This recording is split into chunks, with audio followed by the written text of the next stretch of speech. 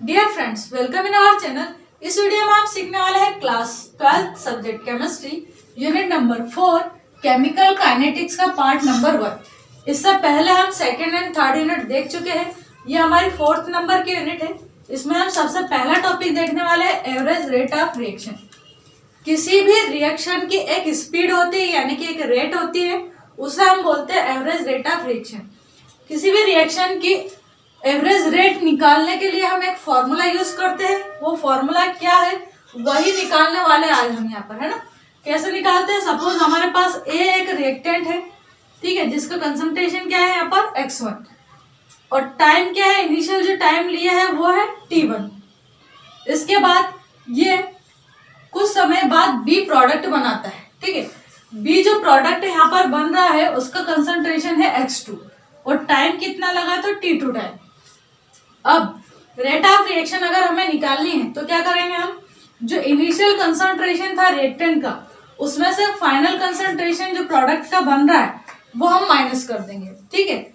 और अपॉन में क्या राइट करेंगे, यहाँ पर टाइम कितना लगा तो t2 पहले राइट करना है जो फाइनल टाइम है वो, और t1 यहाँ पर बाद में राइट करना, ठीक है। अब ये क्या है, चेंज इन कंसंट्रेशन है और यहाँ पर क्या है, चेंज इन टाइम। ये जो x1 माइनस x2 दिया है इसको हम ऐसे राइट कर सकते हैं।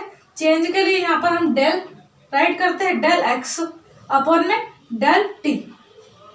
ये जो डेल है इसको आप d भी राइट कर सकते हो इस टाइप से, यहाँ पर dx अपॉन में dt।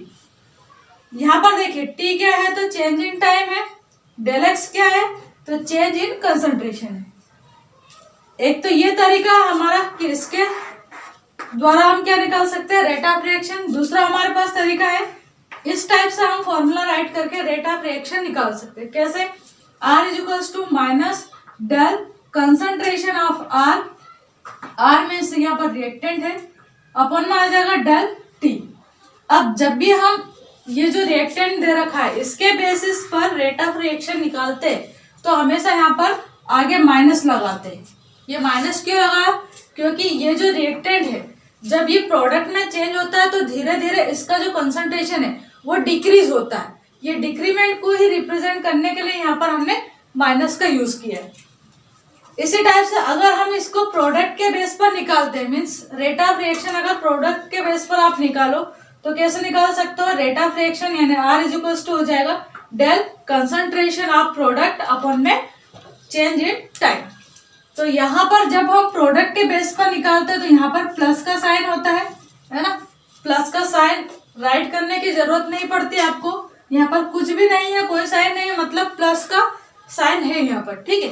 अब प्रोडक्ट के आगे प्लस का साइन क्यों लगा है, इसका क्या रीजन है कि जब भी प्रोडक्ट बनता है तो धीरे धीरे जो प्रोडक्ट है उसका कंसंट्रेशन इंक्रीज होता है, यानी कि जो प्रोडक्ट है उसका अमाउंट बढ़ता है, इसलिए यहाँ पर प्लस का साइन हमने लगा है। तो ये था, इस टाइप से हम निकाल सकते हैं रेट ऑफ रिएक्शन। ये दो फॉर्मूले आपको याद रखने हैं इसमें, ठीक है। नेक्स्ट टॉपिक है हमारा factor affecting the rate of a chemical reaction. जितनी भी केमिकल रिएक्शंस है वो कुछ फैक्टर से अफेक्टेड होती है, उसमें से कुछ फैक्टर्स यहाँ पर हमने लिए हैं।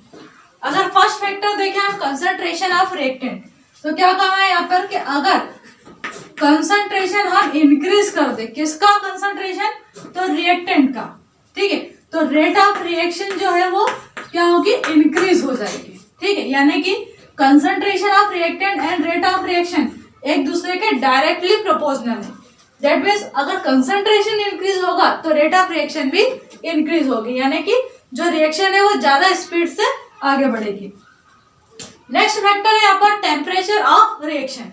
अगर हम टेम्परेचर इंक्रीज करते हैं, किसी भी रिएक्शन का टेम्परेचर अगर हम इंक्रीज कर दे तो यहाँ पर जो रेट है रिएक्शन की वो भी इंक्रीज होगी। क्यों इंक्रीज होगी, क्योंकि जैसे ही हम टेम्परेचर बढ़ाते हैं, सपोज एक कंटेनर के अंदर हमने यहाँ पर गैस ली और इसको हीट करते हैं, यानी कि टेम्परेचर देते हैं, ठीक है। जब टेम्परेचर इसको देते हैं हम तो यहाँ पर जो भी एटम्स है इनकी काइनेटिक एनर्जी बढ़ जाएगी, यानी कि इस साइड ऐसे झिकझिक मोशन करना स्टार्ट कर देंगे और एक दूसरे से टकराएंगे। यानी कि जितना ज्यादा हम टेम्परेचर बढ़ाते हैं उतनी ही रेट ऑफ रिएक्शन इंक्रीज हो जाती है। क्यों, क्योंकि जो काइनेटिक एनर्जी है रिएक्शन के जो भी मॉलिक्यूल्स हैं उनकी काइनेटिक जो एनर्जी है वो क्या होती है यहाँ पर इंक्रीज होती है, इसलिए रेट ऑफ रिएक्शन जो है वो भी इंक्रीज होगी। ओके, नेक्स्ट दे रखा है यहाँ पर प्रेशर ऑफ रिएक्शन। अगर हम किसी रिएक्शन का प्रेशर इंक्रीज कर दे, क्या कर दे हम, प्रेशर इंक्रीज कर दे। सपोज हमारे पास यहाँ पर ये कंटेनर लिया हमने, है ना, इसमें गैस के एटम्स है। जो प्रेशर है वो जनरली ज्यादातर गैसेस रिएक्शन को ज्यादा अफेक्ट करता है। अगर हम यहाँ कंटेनर में गैस लेते हैं और उसके ऊपर से यहाँ से पिस्टन से हम गैस के ऊपर प्रेशर लगाते हैं, तो ये जो गैस है उसका कंसंट्रेशन क्या हो जाएगा, यहाँ पर चेंज हो जाएगा। पहले वॉल्यूम चेंज होगा, यानी कि पहले जहाँ इतनी जगह घेर रही थी, वॉल्यूम इतना था इसका, अब वॉल्यूम थोड़ा कम हो जाएगा, हाँ पास में आ जाएंगे सारे एटम्स। यानी कि प्रेशर इंक्रीज करने से प्रेशर जब हमने ऊपर से लगाया इसमें, तो जो वॉल्यूम है वो क्या हो गया, यहाँ पर डिक्रीज हो गया। प्रेशर इंक्रीज किया हमने यहाँ पर, तो वॉल्यूम डिक्रीज हो गया। और यहाँ पर अगर हम कंसंट्रेशन देखें, तो जो कंसंट्रेशन है वो क्या हो रहा है, यहाँ पर इंक्रीज हो रहा। अब इतने से एरिया में एटम्स बहुत पास आ गए, यानी कि कंसंट्रेशन इंक्रीज हो गया। अब कंसंट्रेशन जब इंक्रीज होता है, तो फर्स्ट पॉइंट में देखा था हमने कि जो रेट ऑफ रिएक्शन है वो भी क्या होगी, इंक्रीज होगी। यानी कंसंट्रेशन इंक्रीज करने पर रेट ऑफ रिएक्शन इंक्रीज हो जाएगी। और कंसंट्रेशन कब इंक्रीज हो रहा है, जब गैसेस में आप ऊपर से प्रेशर लगाते हो, यानी कि प्रेशर इंक्रीज करने पर वॉल्यूम डिक्रीज होता है और कंसंट्रेशन इंक्रीज होता है। So the rate of reaction is increases. Next देखते हैं, इसके बाद हम नेक्स्ट क्या कहा है इसमें। नेक्स्ट जो पॉइंट दे रखा है कैटलिस्ट। अगर कैटलिस्ट प्रेजेंट हो, अगर कैटलिस्ट प्रेजेंट हो किसी भी रिएक्शन में, तो रेट ऑफ रिएक्शन जो है वो इंक्रीज हो जाती है। यानी कि कैटलिस्ट इंक्रीज करने पर रेट ऑफ रिएक्शन भी इंक्रीज होती है। क्यों इंक्रीज होती है, सपोज यहाँ पर एक ग्राफ बनाते हैं हम, है ना। इस ग्राफ में देखें, यहाँ पर ये रिएक्टेंट है और यहाँ पर ये प्रोडक्ट है, ठीक है। तो ये जो रिएक्टेंट है उनको प्रोडक्ट में चेंज होने के लिए एक एनर्जी की जरूरत होती है, उसको बोलते हैं अपन एनर्जी बैरियर। जब तक ये रिएक्टेंट इस बैरियर को पार करके यहाँ पर प्रोडक्ट में चेंज नहीं होंगे, जब तक रिएक्टेंट एनर्जी बैरियर, ये जो है वो क्या है, एनर्जी बैरियर है, इस एनर्जी बैरियर को पार नहीं करते तब तक वो प्रोडक्ट में चेंज नहीं होते। तो अगर इसमें हम कैटलिस्ट मिक्स कर दे, यानी कि रिएक्टेंट के साथ अगर हम कैटलिस्ट मिक्स कर दे, तो क्या होता है, ये जो एनर्जी का बैरियर है ये थोड़ा डिक्रीज हो जाता है। यानी कि एनर्जी का जो बैरियर है वो थोड़ा कम हो जाता है। अब एनर्जी का बैरियर अगर कम हो जाएगा, तो जल्दी से जो रिएक्टेंट है वो प्रोडक्ट में चेंज हो जाएंगे। यानी कि जो कैटलिस्ट होते हैं वो क्या करते हैं, एनर्जी बैरियर को डिक्रीज कर देते हैं, इसलिए यहाँ पर जो रेट ऑफ रिएक्शन है वो क्या होगी, इंक्रीज हो जाएगी। ओके, अंडरस्टैंड है। नेक्स्ट पॉइंट है नेचर ऑफ रिएक्टेंट।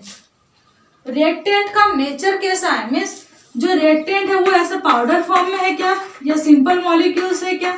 अगर पाउडर फॉर्म में है या सिंपल फॉर्म में है, तो इनमें जो बॉन्ड्स है वो कम टूटेंगे, है ना, लेस बॉन्ड प्रेजेंट रहेंगे। जितने कम बॉन्ड प्रेजेंट है उतने ही बॉन्ड कम टूटते हैं, और इनकी जो रेट ऑफ रिएक्शन है वो हाई रहती है, ठीक है। यानी कि यहाँ पर अगर हमने सिंपल मॉलिक्यूल्स लिए, यहाँ पर लिख सकते हैं हम सिंपल मॉलिक्यूल्स। सिंपल मॉलिक्यूल्स अगर प्रेजेंट है तो रेट ऑफ रिएक्शन क्या होगी, हाई होगी। क्यों हाई होगी, क्योंकि कम बॉन्ड टूट रहे हैं, और जितने कम बॉन्ड टूटेंगे उतना कम टाइम लगेगा, और उस वजह से रेट ऑफ रिएक्शन अधिक होगी। यही अगर हम एक जटिल मॉलिक्यूल ले लें, मान लो जटिल आपके पास एक कॉम्प्लेक्स मॉलिक्यूल है, ठीक है, इसको तोड़ने के लिए हमें ज्यादा से ज्यादा बॉन्ड्स को तोड़ना पड़ेगा। जितने ज्यादा बॉन्ड्स यहाँ पर हम तोड़ेंगे उतनी ही ज्यादा एनर्जी देनी पड़ेगी, और इस कारण से जो रेट ऑफ रिएक्शन है वो क्या हो जाएगी, यहाँ पर कम हो जाएगी। यानी कि अगर सिंपल टाइप के मॉलिक्यूल्स प्रेजेंट है रिएक्टेंट के, तो रिएक्शन की रेट क्या होगी, हाई होगी। और अगर कॉम्प्लेक्स टाइप के रिएक्टेंट के मॉलिक्यूल्स प्रेजेंट है, तो वहां पर रेट ऑफ रिएक्शन लो रहेगी। तो ये थे हमारे फैक्टर अफेक्टिंग के 5 पॉइंट्स जो हमने डिस्कस किए।